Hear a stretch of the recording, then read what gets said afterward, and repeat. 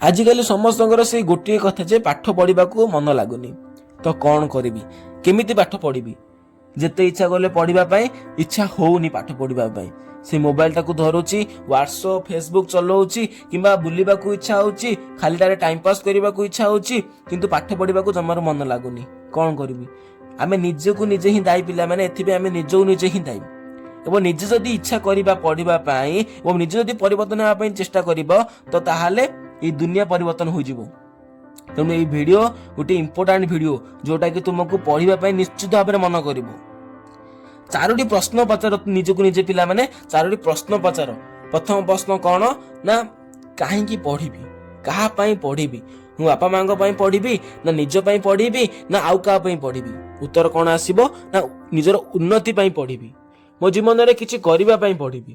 ମୋ ବାପା ମା କେତେ କଷ୍ଟ କରିକି ଖଟିକିରି ମୂଲ ଲାଗିକିରି ପଇସା ଆଣନ୍ତି ମୋ ପାଇଁ, ମୋ ପାଠ ପଢ଼ାରେ ଖର୍ଚ୍ଚ କରିଦିଅନ୍ତି। ତ ତାହେଲେ ମୁଁ କ'ଣ ଏଇଟା କରିବି? ନାଇଁ, ମୁଁ ପାଠ ପଢ଼ିବି, ମୋ ଜୀବନରେ କିଛି କରିବି। କମ୍ପିଟିସନ୍ ଦୁନିଆ ପିଲାମାନେ, ଏଇଟା ହେଉଛି କମ୍ପିଟିସନ୍ ଦୁନିଆ। ପ୍ରତିଦ୍ୱନ୍ଦିତା ସବୁବେଳେ ବଢ଼ି ବଢ଼ି ଗଲାଣି, ଦିନକୁ ଦିନ ପ୍ରତିଦ୍ୱନ୍ଦିତା ବଢ଼ି ବଢ଼ି ଗଲାଣି। ଆଉ ପାଠ ନ ପଢ଼ିଲେ ହବନି, ଆଉ ପାଠ ପଢ଼ିକି କମ୍ ମାର୍କ ରଖିଲେ ବି ହବ ନାହିଁ।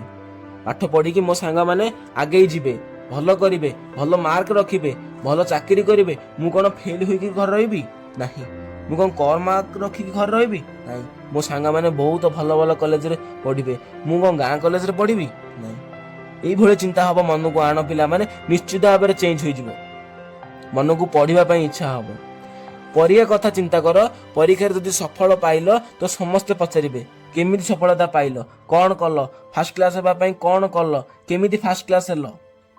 କିନ୍ତୁ ଯଦି ପରୀକ୍ଷାରେ ଯଦି ସଫଳତା ପାଇଲ ନାହିଁ, ବିଫଳତା ହୋଇଗଲ, ତ ସମସ୍ତେ ଗାଳି ଦେବେ, କେହି ବି ପଚାରିବେନି, ଅନେଇବି ନାହିଁ। ସେକେଣ୍ଡ ପ୍ରଶ୍ନ କ'ଣ ନା, କ'ଣ ପଢ଼ିବି, ପରୀକ୍ଷା ପାଇଁ କ'ଣ ପଢ଼ିବି? ସିଲାବସ୍ ଦେଖ, କ'ଣ ସିଲାବସ୍ ଅଛି। ତାପରେ ବହି ପଢ଼ିବି ନା ଗାଇଡ଼ ପଢ଼ିବି ନା ଟେଷ୍ଟ ପେପର ପଢ଼ିବି? କ'ଣ ପଢ଼ିଲେ ନିଜକୁ ଠିକ୍ ହେବ?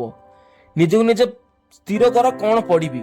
କ୍ୱେଶ୍ଚିନ୍ ପ୍ୟାଟର୍ନ ଦେଖ, କେମିତିକା କ୍ୱେଶ୍ଚିନ୍ ଆସେ, ନିଜକୁ ପୁରା ତିଆରି କର। ତାହେଲେ ପ୍ରଶ୍ନ କର ଯେ ମୁଁ କେବେଠୁ ପଢ଼ିବି। ସମୟ ଆଉ କାହାକୁ ଅପେକ୍ଷା କରେନି ପିଲାମାନେ, ସମୟକୁ ଯିଏ ନଷ୍ଟ କରେ, ସମୟ ତାକୁ ବି ନଷ୍ଟ କରିଦିଏ। କେବେଠାରୁ ପଢ଼ିବି ମାନେ ଆଜିଠାରୁ ପଢ଼ିବି, ଏବେଠାରୁ ପଢ଼ିବି। ଦୃଢ଼ ସଂକଳ୍ପ କର, ସମୟକୁ ନଷ୍ଟ କର ନାହିଁ, ମୋବାଇଲ ଠାରୁ ଦୂରେଇ ରୁହ। ତାପରେ ମୁଁ କେମିତି ପଢ଼ିବି ନିଜେ ପ୍ରଶ୍ନ କର। ନିଜର ଗୋଟିଏ ଟାଇମ୍ ଟେବୁଲ ତିଆରି କର। ଷ୍ଟଡି ଟାଇମ୍ ହିଁ ତୁମକୁ ବାଟ ଦେଖାଇଥାଏ ଯେ କେମିତି ପଢ଼ିବି, କୋଉ ଟାଇମରେ ପଢ଼ିଲେ ଠିକ୍ ହେବ। ଆଉ ଗୋଟେ ସ୍ମାର୍ଟ ଟ୍ରିକ୍ ଆପ୍ଲାଏ କର, ମାନେ କେମିତି ପଢ଼ିବି, କେତେ ଘଣ୍ଟା ପଢ଼ିବି, କେମିତି ପଢ଼ିଲେ କମ୍ ସମୟରେ ସବୁ କିଛି ପଢ଼ିପାରିବି। ପରିଶ୍ରମ କର ପିଲାମାନେ, ପରିଶ୍ରମ କର, 10ରୁ 12 ଘଣ୍ଟା ପରିଶ୍ରମ କର। ଆଉ ଟାର୍ଗେଟ ରଖ 100% ପାଇଁ। ଟାର୍ଗେଟ ଭଲ ରଖିକି ଆଗକୁ ଚାଲ, ଦେଖିବ ନିଶ୍ଚିତ ଲକ୍ଷ୍ୟସ୍ଥଳରେ ପହଞ୍ଚି ପାରିବ। ଧନ୍ୟବାଦ।